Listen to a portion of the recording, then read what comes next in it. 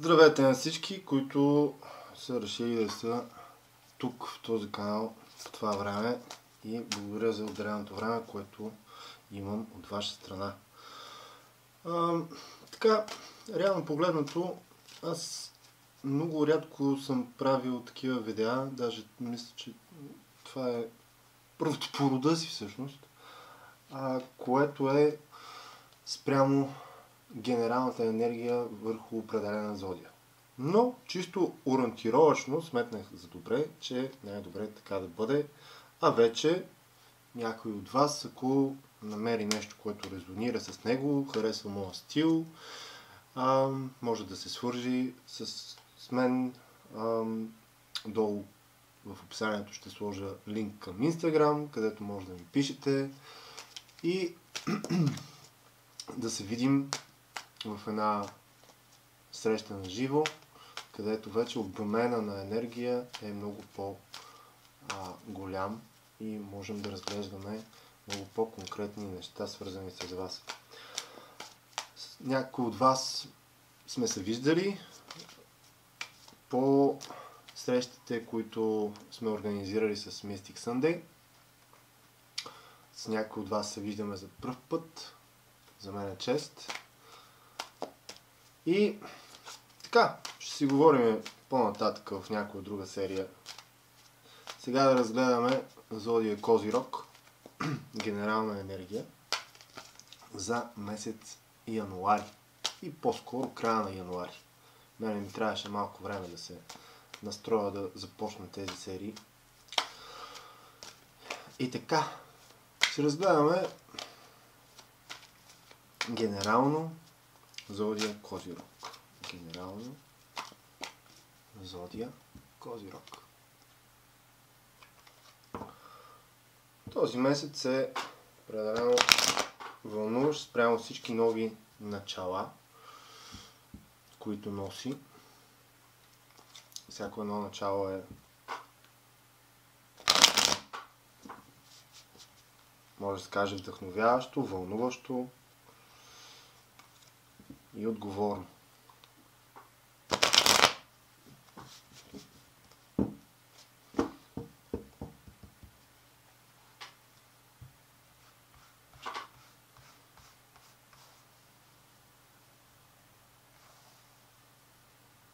Така, карта за зодия Козирог, генерално четене. Първата карта, втора карта за зодия Козирог и трета карта за зодия Козирог. Така, правя различни подредби. В случая разглеждаме три карти, като наслагваме върху тях в нужда.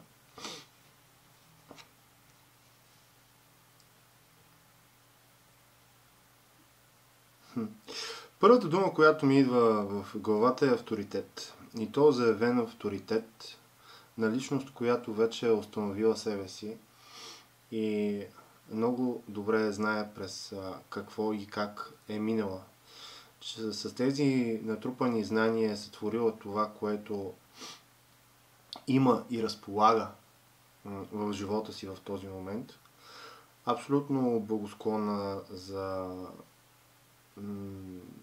това да предаде своите знания, уроци, да помогне на всеки, който може. Знае, че всичко е един обмен на енергия и всеки един от нас е зависим от това, затова не се притеснява да подаде ръка, да помогне, защото знае как се случват нещата. А в материалния свят парите също са енергия, които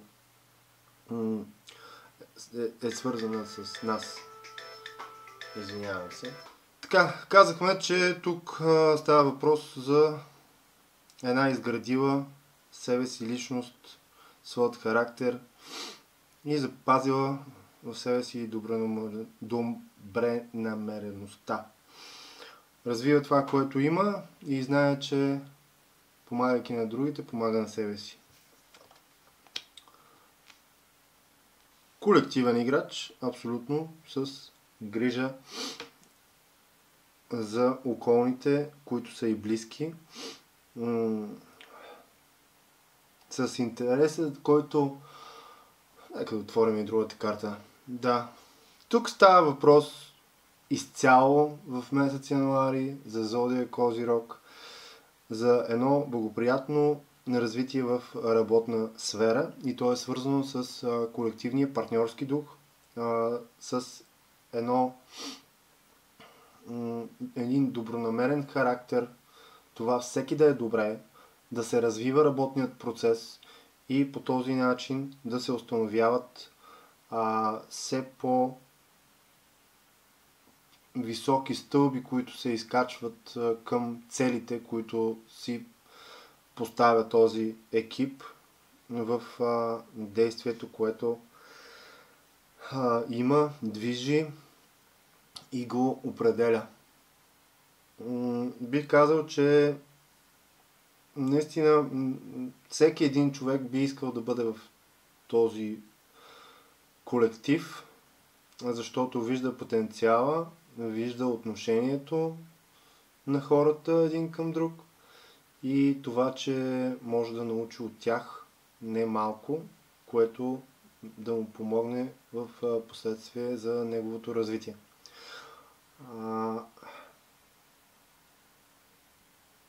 И общо взето самия процес върви като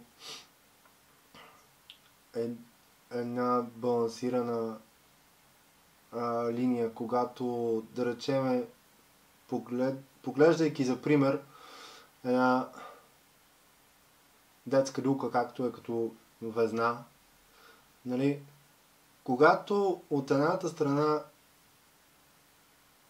човек натежи и люката започне да бъде само от дясно, тогава този, който е отляво, знае как да стъпи и каква тежест да направи отгоре, за да може да се получи баланс. И в този баланс и в последващото ролене, там където всеки поддържа отсрещния, точно по този начин се и движи самия работен процес и се осъзнава как всеки е отговорен както за себе си, така и за другия в отношение на това, че всички сме свързани, всички сме едно и ни се дава тук възможността да развиваме себе си във връзка с другите. И по този начин все повече откриваме себе си. Бих казал, страхотна енергия, много, много ми харесва. Едно действително много така силно начало и с просперитет за развитие в новата година. Ще завършим с една от тези карти. Така.